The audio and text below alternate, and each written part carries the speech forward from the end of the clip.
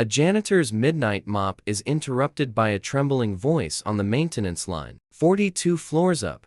A billionaire heiress hasn't left her penthouse in weeks. One wrong number becomes a lifeline, two lonely hearts, one building, and a bond that defies every floor between them.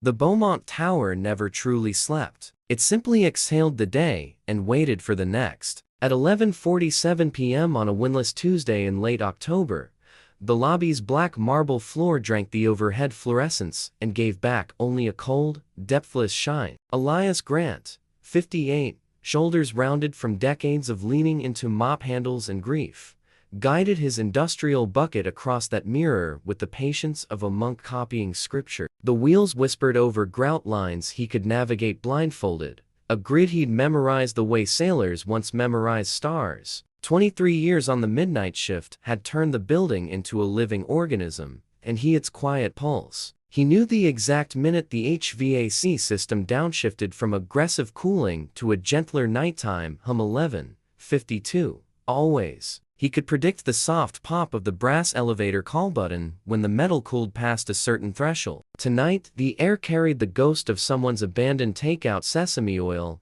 and regret lingering near the revolving doors. Elias paused, sniffed once, and resumed his arcs. The scent would be gone by 2, exorcised by lemon disinfectant and the building's own stubborn lungs. His reflection slid alongside him in the glass. Navy jumpsuit faded at the knees. Name tag slightly askew, gray hair escaping the knit cap he wore against the lobby's perpetual chill. The cap had been a gift from his daughter, Mara, the Christmas before she stopped speaking to him. He still wore it, though the wool had pilled and the embroidered dad had frayed into DD. He told himself it was for warmth. The truth was simpler. Removing it felt like erasing the last proof she'd once believed he was worth stitching for. Elias emptied the mop water at the service sink behind the security desk, watching the gray swirl carry flecks of glitter, someone's corporate holiday party still shedding evidence 3 weeks later. The sink gurgled like an old man clearing his throat. He refilled the bucket, measured pine cleaner by eye, and rolled back into the lobby's cathedral hush. The ceiling soared 4 stories to a skylight filmed with city light, turning the moon into a smudge. He liked the height. It made his 6-foot frame feel appropriately small, a single note in a chord the building played for itself. At 11:59, the freight elevator dinged empty, as always. The doors yawned open, waited the regulation 7 seconds, and closed again, a mechanical shrug. Elias counted the beats under his breath. Routine was gravity. It kept the past from floating up and choking him. 23 years ago, he'd been Mr. Grant, AP English at Lincoln High, quoting Neruda while teenagers pretended to take notes. Then the heart attack. 48 years old, clutching his chest mid-lecture on metaphor, followed by the hospital bills, the early retirement, the divorce papers signed in a hallway that smelled of bleach and cafeteria jello. Custodial work paid the reduced alimony and the rent on a studio above a laundromat where the dryers sang him to sleep. The Beaumont Tower hired him for his silence as much as his strong back. Tenants paid millions to live above the clouds. They didn't want to hear the help breathe. He moved to the brass rails flanking the concierge desk, spraying polish that smelled of counterfeit lemons. The metal warmed under the cloth, reflecting his face in fun house ripples. Somewhere above, a penthouse party had ended hours ago, caterers wheeling out crates of Eton canapés, heels clicking toward private elevators. Elias pictured the detritus, champagne flutes ringed with lipstick, caviar hardening into gray lumps. By morning, he'd erase it all. Invisibility was his superpower. The maintenance intercom red button, cracked plastic label reading, service use only, hadn't lit in the 3 years since the last flood in the parking garage. Elias gave it the same glance he gave the security cameras, acknowledgement without expectation. He was humming under his breath some half-remembered Springsteen, the part about the river and glory days when the red light blinked once, twice, then held steady like a heartbeat. The speaker crackled with static that sounded almost wet. Elias froze, cloth dripping polish onto his shoe. No one used this line. The concierge had a direct extension. Security had radios. Even the parking attendants had apps. He set the rag down and approached the panel as if it might bite. Custodial, Elias speaking, His voice came out rougher than intended, disused except for the occasional, all clear, to the overnight guard. Static. Then a breath so faint, he thought the system had hiccuped. Another breath, deliberate, tasting the air. I'm sorry. I think I have the wrong extension. Female. Educated. Trembling on the verge of something brittle. This is the basement line, ma'am. How'd you get here? Elias glanced at the empty lobby, half expecting a prank, some intern daring another to mess with the night crew. I was trying to reach the concierge. My phone's dead. I'm in the penthouse. A pause long enough for the building to settle. A groan from the 42nd floor like an old dog turning over. I just needed to hear someone. Elias looked at the receiver in his hand as if it had sprouted from the wall. The penthouse, 42 floors up, 12,000 square feet of imported marble and panoramic despair. He'd cleaned the service corridors adjacent to it once, seen the dumbwaiter that delivered Wagyu and white truffles to a woman no one ever saw. Vivian Harrow, heiress, recluse, tabloid phantom. The name surfaced unbidden from a headline he'd skimmed over bad coffee. You're talking to me, he said. A sound escaped her, half laugh, half sob, small enough to slip through the speaker and lodge in his chest. Are you alone? Always am. She exhaled, and the line filled with the kind of silence that has weight. Somewhere above, $1 billion life was unraveling into a janitor's ear. At 12:07 a.m. Elias leaned his forehead against the cool wall, mop handle still clutched in his other hand like a staff. The building listened with him, every vent and pipe holding its breath. Me too, she whispered. And the night, which had been a sanctuary of predictable solitude, cracked open like a geode to reveal something raw and luminous inside. The intercom speaker crackled like a dying fire, spitting static that smelled faintly of ozone and old copper wiring. Elias kept his forehead against the wall, the painted cinder block cool through the thin knit of his cap, grounding him while the voice on the other end gathered itself. My name is Vivian, she said at last, the words precise, as though she were introducing herself at a gala instead of bleeding loneliness into a maintenance line. At 12:09 a.m., Vivian Harrow. I live in the East Penthouse. I know this is irregular. Elias pictured the East Penthouse from the service blueprints he'd studied during orientation. 12400 square feet, private elevator keyed to retinal scan, a terrace that wrapped the building like a crown. He'd never seen it.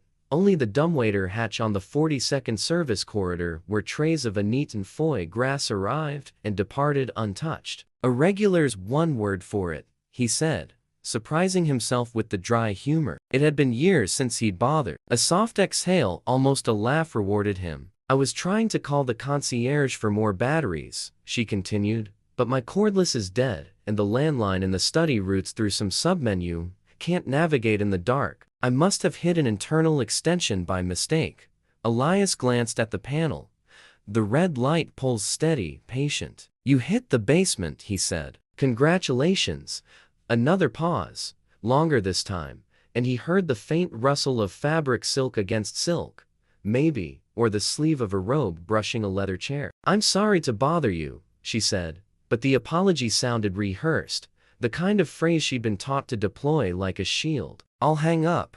Don't, Elias heard himself say. The word left his mouth before caution could intercept it. He straightened, mop handle still in his left hand, receiver in his right, the cord stretching like an umbilical between worlds. I mean, batteries can wait. You sound like you swallowed a storm. The silence that followed was so complete, he could hear the building's heartbeat again, the HVAC cycling down, the distant ping of the elevator cables cooling. Then, a storm, she repeated, tasting the metaphor. Yes, that's exactly what it feels like.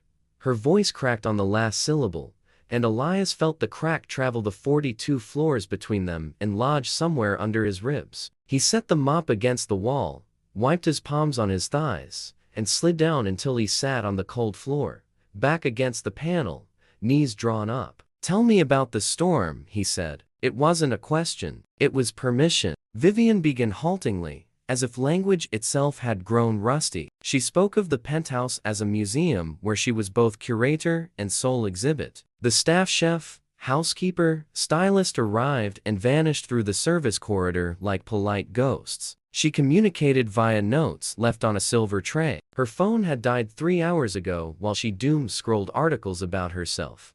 Heiress vanishes again. Is Vivian's fortune cursed? The battery icon had blinked red, then black, and the silence that followed was so absolute she'd felt it press against her eardrums. I walked every room, she said, turning on lights I didn't need, just to prove the switches still worked. I ended up in the study, staring at the intercom panel. It has more buttons than my father's old yacht. I pressed one at random. Elias closed his eyes, picturing her barefoot on Italian marble, silk robe pooling like spilled cream, finger hovering over a grid of anonymous extensions. You pressed the wrong one, he said. He told her his name, Elias Grant, night custodian, local 30 to BJ, and felt the absurdity of the introduction. A man who emptied executive trash confessing his identity to a woman whose face graced airport newsstands. But she repeated it softly, Elias, as though trying on a new word for size. Encouraged, he described the lobby in return, the way the marble drank sound until footsteps felt like trespass, the security cameras that swiveled like bored owls, the vending machine on sub-level 2 that sometimes dispensed 2 honey buns for the price of 1 if you jiggled the coin return just right. I saved the extras for the morning crew, he said. They think the machine's haunted. I let them. Vivian laughed, really laughed this time. A bright, startled sound that ricocheted through the speaker and warmed the lobby's sterile air. You bribed them with pastry, she said. That's surprisingly devious. The conversation unspooled like a rope lowered into a well. She asked what the city looked like from the lobby windows at night. He described the river's black ribbon, the bridge lights trembling on water, the single taxi idling at the curb with its driver asleep against the wheel. In return, she painted the view from her terrace, the same river, but 42 stories higher, the taxis reduced to yellow ants, the bridge a necklace of topaz. It's beautiful, she said, and it might as well be a painting. I haven't opened the doors in 41 days. The number landed between them like a gauntlet. Elias did the math. 41 days was longer than his longest hospital stay, longer than the silence after Mara's last visit. Why? He asked, not gently, but not unkindly either. Vivian's answer came in fragments. It had started with a gala. She couldn't face paparazzi flashbulbs like gunfire, whispers about her mother's overdose, her father's indictments. She'd canceled, ordered the terrace doors locked, told her assistant she had the flu. The flu became a headache. The headache became a preference. The preference calcified into terror. The world got loud, she said. Then it got small. Now, it's just me and the echo. Elias thought of his own shrinking, from classroom to hospital bed to studio apartment to these fluorescent corridors. Echoes lie, he said. They tell you you're alone when really, you're just waiting for the right voice to bounce back. At 12:47 a.m., the lobby's motion sensors dimmed the lights to conserve energy. The sudden gloom made the red intercom glow like a coal. Elias realized he was smiling, actually smiling at a wall. You still there? He asked. I'm here, she whispered. I think the storm's passing. He wanted to tell her storms don't pass, they change direction, but the words felt too heavy. Instead he said, good. Storms leave the air clean. They both listened to the clean air for a moment, the building breathing around them. Then Vivian asked, what happens at 1 a.m. in your world? Elias glanced at his watch analog, a retirement gift from colleagues who'd already forgotten him. I wax the concierge desk. Then I eat a sandwich that tastes like cardboard and regret. Then I check the parking levels for teenagers making bad decisions. She laughed again, softer. May I listen while you wax? He hesitated only a second. Suit yourself. He stood, joints popping, and retrieved his mop. The receiver cord stretched the length of the lobby as he moved to the desk, describing each step. The citrus bite of polish, the way the brass drank the cloth's heat, the reflection of the skylight fracturing across the surface like spilled stars. Vivian made small sounds of encouragement. Really? As if he were reading her a bedtime story. At 1:12 a.m. he paused. Your batteries, he said. I can bring some up. Building's got a stash in the janitor's closet. The offer surprised them both. No, she said quickly. I mean, thank you, but no, I like this. The intercom. It's safe. Elias understood safe. the distance of 42 floors and a speaker grill. Then we'll keep it safe, he said. By 1:30, the lobby gleamed, and Vivian's voice had steadied into something almost conversational. She asked about his daughter. He told her about the frayed dad on his cap. He asked about her orchids. She described the white cattleya that bloomed facing the window, and seen by anyone but her. At 1:47, the red light flickered. Battery warning maybe, or the system's bedtime. I should let you go, she said, reluctance threading every syllable. Elias felt the same tug. Shift's not over till 6, he said. Lines open. A breath. Will you answer if I call tomorrow? He looked at the mop, the bucket, the empty lobby that suddenly felt too large. I'll be here, he said. The light blinked out. The silence that followed was different, not empty, but expectant, like the pause between lightning and thunder. Elias stood in the dark, receiver still warm in his hand, and realized the storm hadn't passed. It had simply moved downstairs. The second night arrived on a Thursday that smelled of impending rain, the lobby's glass doors fogging slightly where the city's breath met the building's refrigerated skin. Elias rolled his cart past the security desk at 11:43 p.m., earlier than usual, the way a man might linger near a mailbox expecting a letter he both dreads and craves. He had spent the day in his studio above the laundromat, staring at the frayed cap on the table, rehearsing and discarding opening lines the way he once rehearsed Shakespearean soliloquies for bored sophomores. The intercom had stayed dark the previous night. Wednesday was his night off, covered by a temp named Rico who smelled of menthol cigarettes and played reggaeton through earbuds loud enough to rattle the mop bucket. Elias had paced his single room until the dryers below shut off at m, then slept fitfully, dreaming of a woman's voice falling through 42 floors of darkness like a silk ribbon. Now, back in the Beaumont Tower, he polished the brass rails with unnecessary vigor,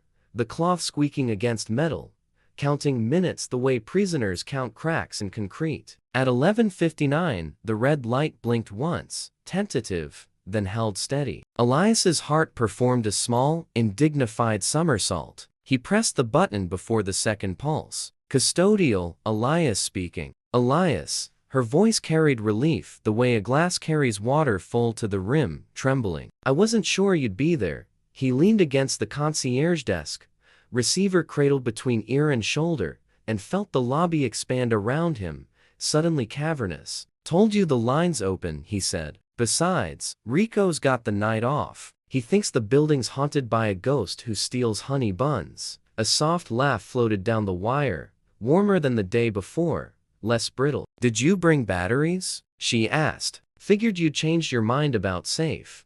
He had, in fact, pocketed a 4-pack of AAs from the supply closet, but he left them in his jumpsuit pocket like a secret. Safe's overrated, he said. Tell me what the storm's doing tonight. Vivian began with the orchids. The white cattleya had dropped a petal overnight, a perfect comma of snow on the teak floor. She had left it there, afraid to disturb the punctuation of its surrender. She described the way the terrace doors rattled when the wind rose, a sound like distant applause for a play she no longer attended. Elias countered with the lobby's microclimate. The revolving doors created a draft that smelled of wet asphalt and taxi exhaust, a reminder that the city still turned beyond the glass. He told her how the motion sensors dimmed the lights at 12:15 now energy savings, and how the sudden gloom made the marble look like a frozen river under moonlight. I skate across it with the mop, he said, pretending I'm somewhere else. Vivian was quiet so long he thought the connection had frayed. Then,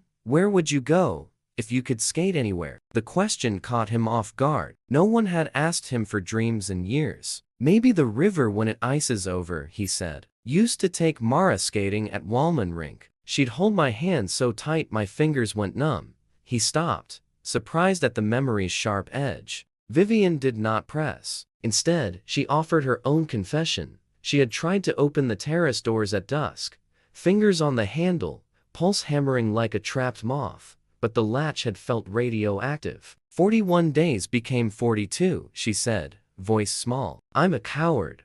Elias set the receiver on the desk, put her on speaker so he could wring out the mop, the squeegee sound echoing like a slow heartbeat. Cowardice is just fear with good manners, he said. You're still standing. That counts. He described the heart attack again, not the medical details, but the moment in the classroom when the chalk slipped from his fingers and the floor rushed up to meet him. How the students' faces had blurred into watercolor panic. I thought I was dying, he said. Turns out I was just changing zip codes. Vivian laughed, then sobbed once, a single hiccup of sound. I don't know how to change zip codes, she whispered. I only know how to lock the door. They traded worlds the way children trade baseball cards, each offering a glimpse of their private galaxies. She spoke of the dumbwaiter's brass bell that dinged twice when dinner arrived, lobster bisque cooling into coral skin, a single perfect rose wilting beside it. He described the vending machine's unreliable B7 slot,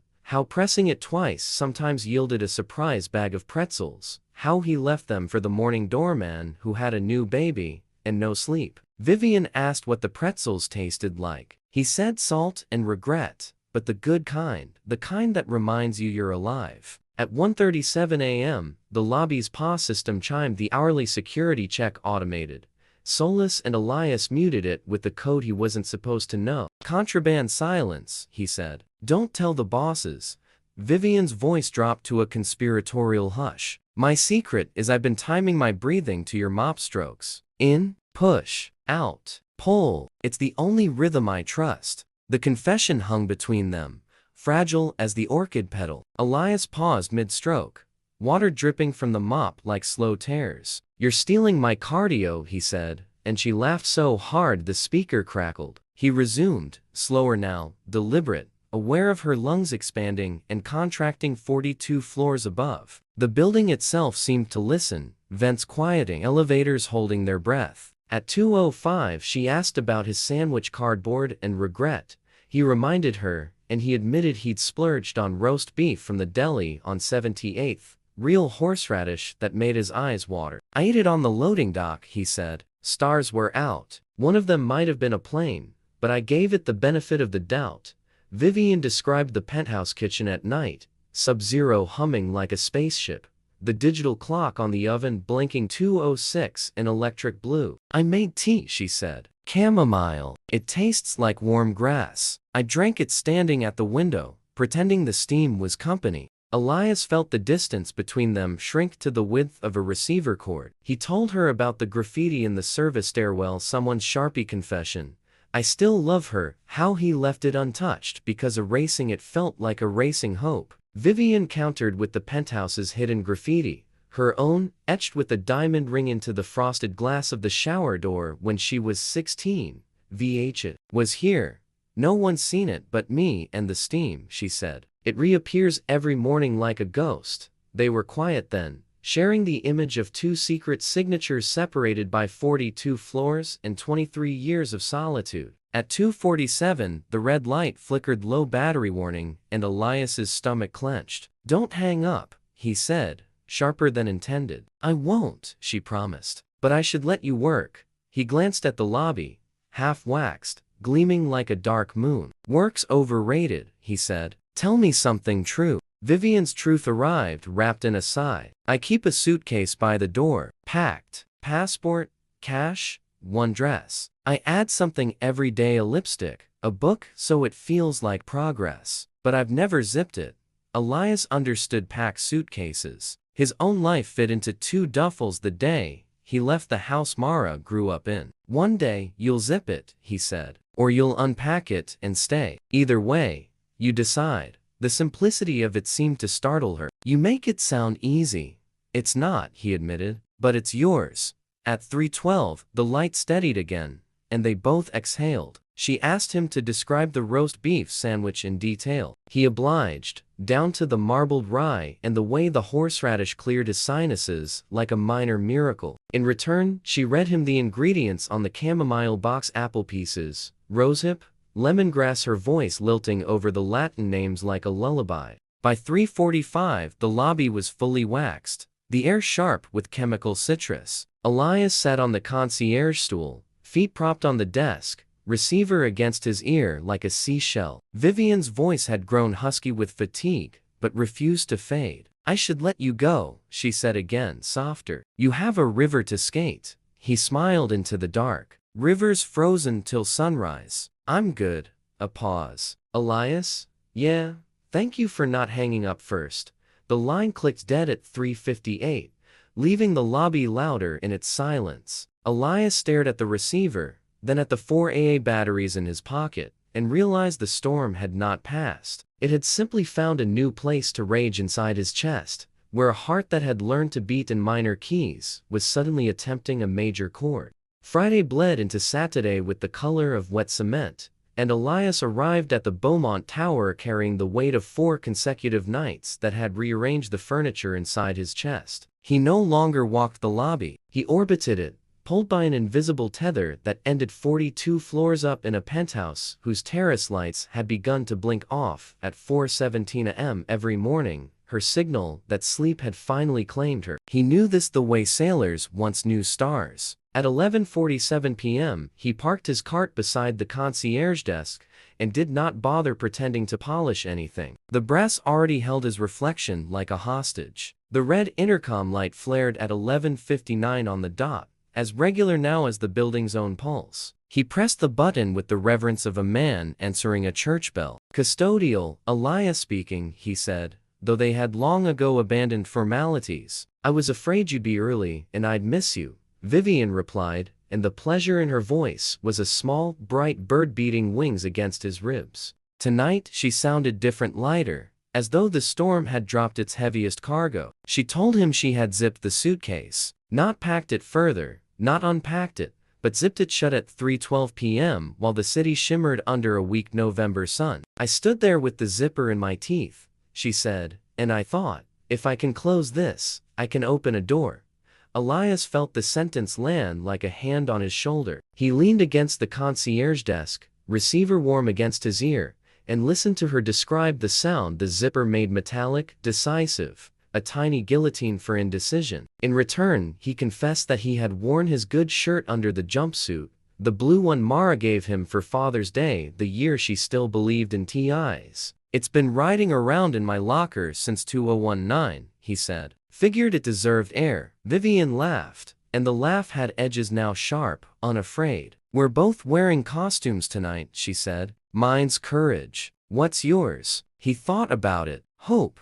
Maybe. Size XXL, slightly wrinkled. They had developed rituals the way coral builds reefs, slow and invisible until suddenly there was something solid to stand on. At 12:18 a.m., he began the nightly waxing of the lobby's marble river. She timed her breathing to the push and pull of the buffer, in for 8 beats, out for 8, until her pulse matched the machine's low growl. At 12:41, he read her the graffiti report, new edition, in the sub-basement stairwell. Time is a thief, but tonight it forgot to lock the door.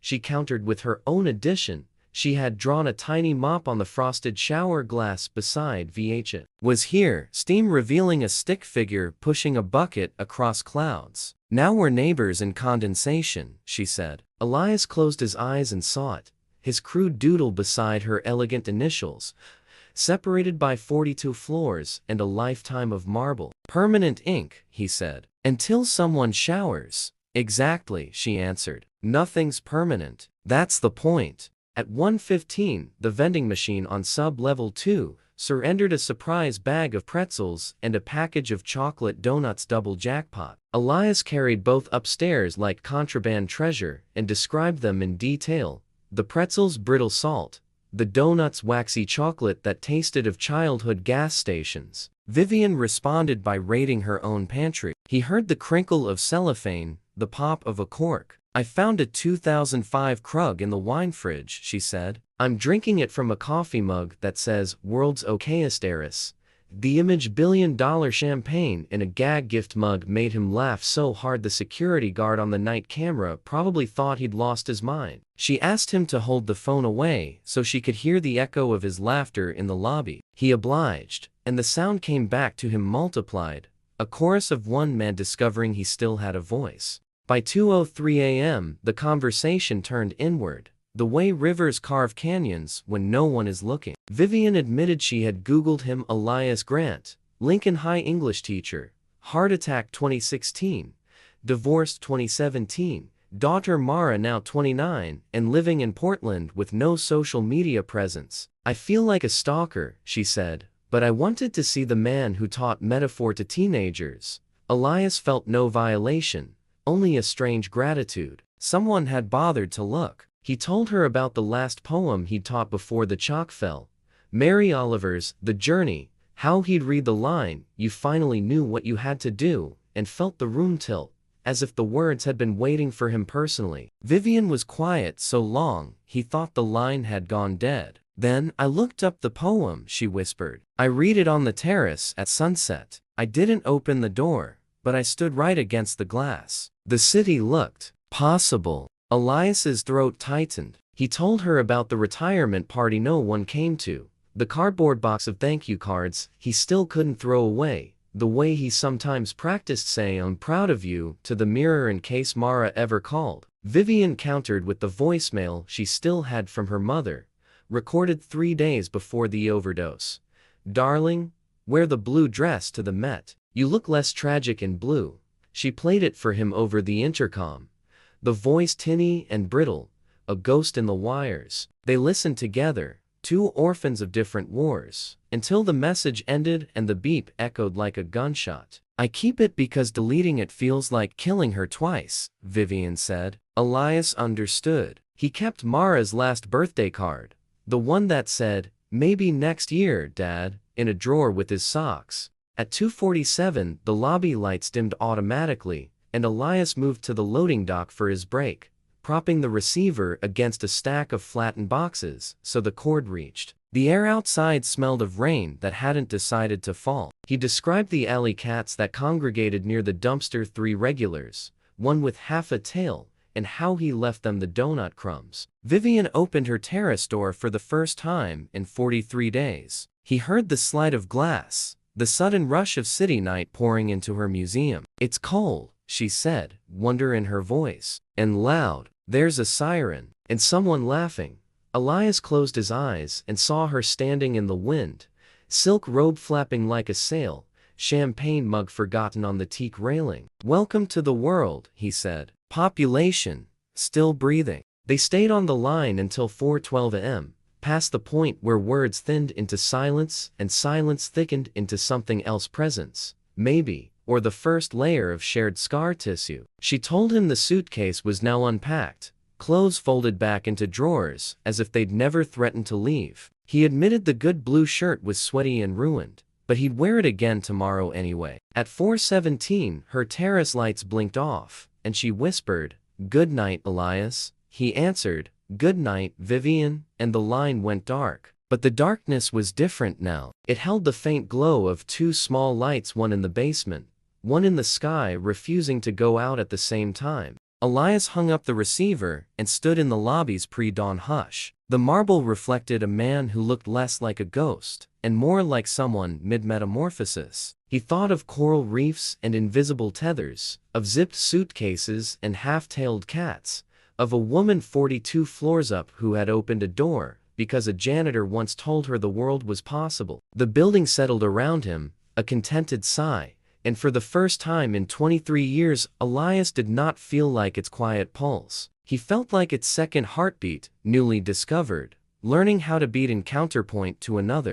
Sunday night arrived with the weight of a secret that had outgrown its hiding place, and Elias entered the Beaumont Tower through the service door at 11:31 p.m., earlier than any shift required, carrying a paper bag that smelled of warm sugar and a heart that had begun to stutter in unfamiliar rhythms. The lobby's marble greeted him like a mirror held to a man mid-transformation.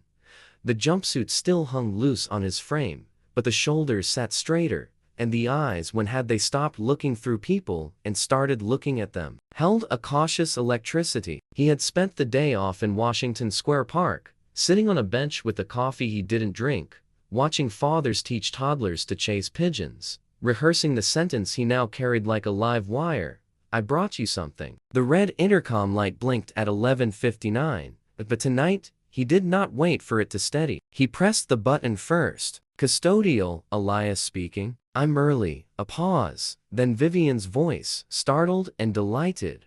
You're never early. Is the building on fire? He smiled into the speaker. Not yet, but I've got contraband. Meet me on the loading dock in 20 minutes. Bring courage. The line clicked dead before she could protest, and Elias felt the absence of her voice, like a sudden drop in temperature. He moved through his abbreviated rounds with the efficiency of a man who had memorized the building's arteries. Mop parked, buffer unplugged, vending machine B7 slot jiggled for luck tonight. It surrendered only one honey bun, but he tucked it into the paper bag anyway. At 12:14, he stood on the loading dock, the alley's sodium lights painting everything the color of old bruises. The air tasted of diesel and impending rain. Somewhere a dumpster lid clanged like a cymbal. He had chosen the dock for its liminality, half inside the tower's jurisdiction, half bleeding into the city's chaos, and for the security camera's blind spot he discovered years ago while smoking a cigarette he later threw away untouched. At 12:19, the service elevator dinged,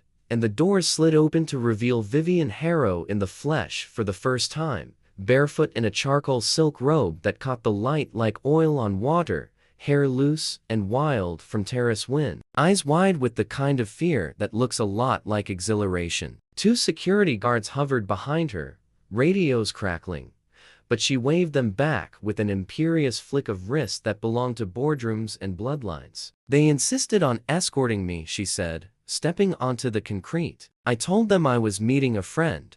The word friend hung between them, luminous and untested. Elias felt the paper bag tremble in his grip. Up close, she was smaller than tabloid photos suggested, the kind of delicate that comes from being handled too carefully her whole life. Her toenails were painted the color of midnight, and a faint bruise of exhaustion shadowed the skin beneath her eyes.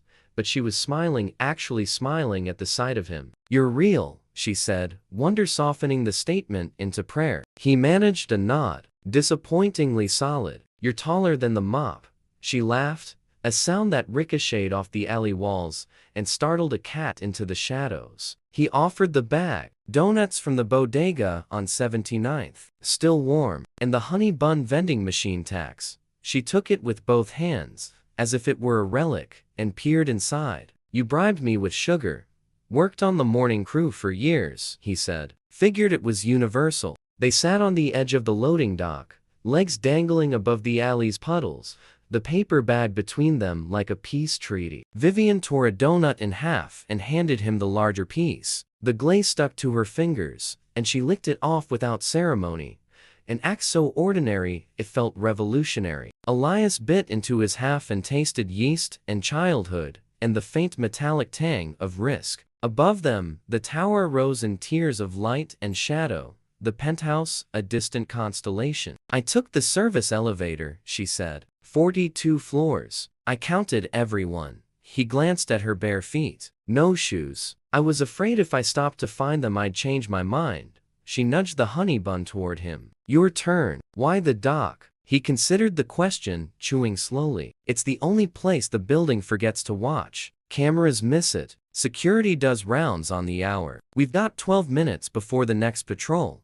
She checked an imaginary watch. Then we'd better talk fast. They did. Words spilled like coins from a broken meter. She described the elevator's descent as a controlled fall, the way her stomach had floated somewhere near her throat. He admitted he'd practiced saying her name aloud in the park, until a pigeon judged him. She told him the terrace door had stayed open all day, the wind rifling papers like an impatient ghost. He confessed he'd worn the ruined blue shirt again, sweat stains and all, because it felt like luck. At 12:29 a siren wailed past, red light strobing the alley, and Vivian flinched so hard she nearly dropped the honey bun. Elias instinctively put a hand on her back light, ready to retreat, and felt the tremor travel through silk into his palm. You're okay, he said. Just the city saying hello. She leaned into the touch, a fraction, then straightened. I used to hide from sirens. Now, I want to know where they're going. The patrol flashlight swept the alley at 12:31. They ducked behind a stack of pallets, shoulders pressed together, breath sinking in the dark. When the light passed, she was laughing silently, eyes bright with adrenaline. I feel 12, she whispered. Sneaking out past curfew, he grinned. I feel 58 and reckless. We're a menace. At 12:38, they finished the donuts, licking sugar from their fingers like conspirators. Vivian studied the alley, the graffiti-tagged dumpster, the half-tailed cat now watching them with imperial disdain, the single star visible between buildings. "It's ugly," she said, "and perfect." Elias followed her gaze. "Ugly's honest. Marble lies." She turned to him then, robe slipping off one shoulder, and the question in her eyes was older than language. He answered it without thinking. "I don't know what this is," he said. "But it's not nothing." She nodded, slow. I unzipped the suitcase again. Left it open by the door. "Progress, right?" He wanted to tell her progress was overrated, that some doors stayed open forever, but the patrol flashlight swept back at 12:43, earlier than scheduled. Vivian stood first, brushing crumbs from her lap. "I should go before they send a search party." Elias rose beside her, the paper bag crumpled in his fist. "Same time tomorrow?" She hesitated, then reached out and touched the frayed DD on his cap. A feather-light benediction. "Same time," she said, "but next time I'm wearing shoes." The service elevator swallowed her at 12:47, doors closing on the sight of her waving with sticky fingers. Elias stood in the alley long after the ding faded, the cat twining figure eights around his ankles. At 1:05, he re-entered the lobby, the marble reflecting a man with sugar on his sleeve and a heartbeat that no longer knew its own name. He finished his rounds in a daze, waxing the same spot twice, forgetting to empty the mop bucket until water slopped over his shoes. At 3:58 a.m., the intercom blinked once, a private Morse code. He pressed the button. "You owe me a honey bun," Vivian said, voice husky with sleep and something fiercer. "I ate yours." He smiled into the dark. "Put it on my tab."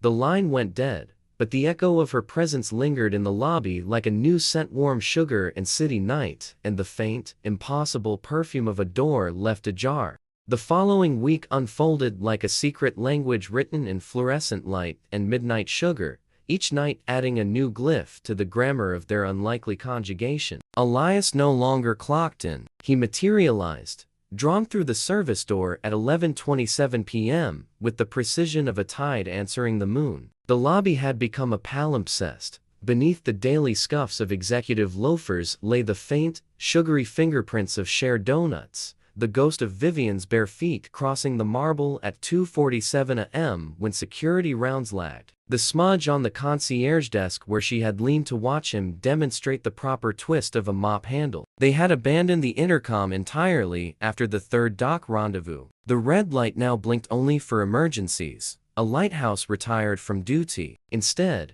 Vivian descended in the service elevator wearing mismatched socks and a thrift store hoodie 2 sizes too large, stolen, she confessed, from the housekeeper's lost and found, her hair twisted into a knot secured by a pencil she'd found in a drawer labeled Miscellaneous Billionaire Emergencies. Elias met her with offerings. A thermos of bodega coffee strong enough to wake the dead, a chocolate donut saved from the morning cruise raid, once a single ripe peach he'd carried in his pocket all shift, warm from his body heat. They sat on the loading dock or, when rain threatened, on the floor of the sub-basement storage room surrounded by boxes of holiday decorations no one had unpacked since 2019, and they talked until the city's pulse slowed to a murmur. Some nights the descent was harder. On Tuesday, the 11th, Vivian arrived trembling, having ridden the elevator alone for the first time without texting her assistant a panic code. She clutched a paper crane she'd folded from a $100 bill. "Origami therapy," she explained, setting it on the concrete between them like an offering. Elias countered with a story about the time Mara, age 7, had tried to pay for ice cream with a leaf she insisted was tree money. They laughed until the crane's wings fluttered in the draft from the vents, and Vivian's shaking stopped. On Thursday, she brought a portable speaker the size of a matchbox, and played Billie Holiday at a volume that made the alley cat sit up and listen. Elias taught her to waltz on the oily concrete, counting 1, 2, 3 under his breath, her socked feet on his boots, the peach forgotten and bruising in his pocket. By Saturday, they had mapped the building's blind spots, the way teenagers map makeout spots, the alcove behind the parking garage boilers where the camera lens was cracked, the rooftop access stairwell that security forgot to lock after the helicopter pad inspection, the freight elevator's maintenance hatch where they once hid for 23 minutes while a drunk tenant vomited caviar into a potted ficus. Each location became a stanza in their private epic, annotated with crumbs and coffee stains, and the faint scent of her perfume, something expensive that smelled like rain on hot pavement, lingering in Elias's jumpsuit long after she'd gone back up. The mornings after were harder. Elias clocked out at 6:03 a.m., the lobby already filling with the perfume and ambition of people who believed marble floors cleaned themselves. He rode the subway to his studio above the laundromat, the peach pit in his pocket a talisman, and slept in fits, dreaming of elevators that opened onto terraces where orchids grew wild and Mara waited with open arms. Vivian, 42 floors up, faced the inverse, sunlight pouring through the open terrace doors, her assistant's horrified questions about the hoodie and the sugar on her counter, the suitcase still unzipped and now overflowing with thrift store sweaters and bodega coffee cups. She fielded calls from lawyers about trust disbursements and board members about gala appearances, her voice steady only because she could still taste chocolate on her tongue and feel the ghost of Elias's hand at her waist during their waltz. Some afternoons, she stood at the terrace railing and counted the floors down to the loading dock, whispering the numbers like a prayer, 42, 41, 40, until the city blurred and she could almost see him waving from below. The bond deepened in small, seismic ways. Vivian started leaving the penthouse at 2 o'clock sharp, timing her descent to the rhythm of Elias's buffer on the lobby marble. He began saving her the last chocolate donut from the vending machine, wrapping it in a napkin inscribed with the day's graffiti report. Hope is a stubborn weed grows through concrete. She taught him to fold paper cranes from receipts. He taught her to jiggle the vending machine for free pretzels. One night, she brought a Polaroid camera swiped from a guest room drawer and took a photo of him mid-mop, the flash catching the sweat on his brow and the surprise in his eyes. He took one of her sitting on a pallet, legs swinging, mouth full of donut, the word free visible on the graffiti wall behind her. They hid the photos in the maintenance closet taped to the inside of his locker door, a private gallery no security camera would ever find. Another night, the rain caught them on the rooftop, sudden and biblical. They ducked under the helicopter pad's overhang, soaked to the skin, and laughed until their ribs ached, the city a watercolor smear below them. Vivian's hoodie clung to her like a second skin, and Elias's jumpsuit turned the color of midnight. When the thunder rolled, she grabbed his hand and did not let go until the storm passed and the sky rinsed itself clean. The building noticed. The morning doorman found donut crumbs on the concierge desk and blamed pigeons. Security logged an unidentified female on the service elevator at 2:13 a.m., but couldn't match the grainy footage to any tenant profile. The HVAC system, ancient and temperamental, began to hum in a new key, as if syncing to two heartbeats that had learned to beat in counterpoint. Elias caught his reflection in the brass rails and saw a man who looked less like a ghost and more like someone mid-resurrection. Vivian, in the penthouse mirror, saw a woman whose eyes had begun to match the sky again. They did not speak of the future. Futures were fragile things, easily shattered by boardrooms and alimony checks, but they spoke of everything else. The way fear tastes like metal, the way hope tastes like chocolate, the way a single open door can change the architecture of a life. On the 14th night, a Monday that smelled of snow, Vivian arrived on the loading dock with the suitcase unzipped, overflowing, wheels squeaking on the concrete. "I'm not leaving," she said quickly, seeing his face. "I just thought, maybe we could fill it with better things." Elias understood. He disappeared into the storage room and returned with the box of Christmas lights abandoned since 2019, the kind that twinkled in no particular pattern. Together they strung them along the dock's railing, the bulbs flickering to life like uncertain stars. When the last strand was plugged into an extension cord snake through a vent, the alley glowed soft gold, and the half-tailed cat sat beneath it like a tiny king. Vivian opened the suitcase and laid it flat. Inside were the Polaroids, the paper cranes, the napkin graffiti, the thrift store hoodie, a single orchid bloom she'd smuggled down in a coffee mug. Elias added the peach pit, the frayed dad cap, a vending machine pretzel he'd saved for 3 days. They stood back and looked at their portable museum, the city's distant horns a muted soundtrack. "Our zip code," Vivian said. Elias took her hand. "Population, 2. At 4:17 a.m., the terrace lights in the penthouse blinked off automatically, her old signal, but neither of them noticed. They stayed on the dock until the sky paled to the color of weak tea, the Christmas lights still twinkling, the suitcase open between them like a promise. When the first commuter train rumbled in the distance, Vivian rested her head on Elias's shoulder, but the weight of it both foreign and inevitable. "Some nights the intercom stays dark," she murmured. "Some nights it rings twice." He squeezed her hand. "Tonight it rang 0 times, and we're still here." The building exhaled around them, a contented sigh, its ancient bones finally carrying 2 heartbeats, one from the basement, one from the sky, beating in the same stubborn, luminous key. Did the midnight call save them both? Or just delay the inevitable? Drop your theory in the comments, smash, subscribe, and tap the bell. Drew Daily Stories, where strangers become stories, and every night has a secret.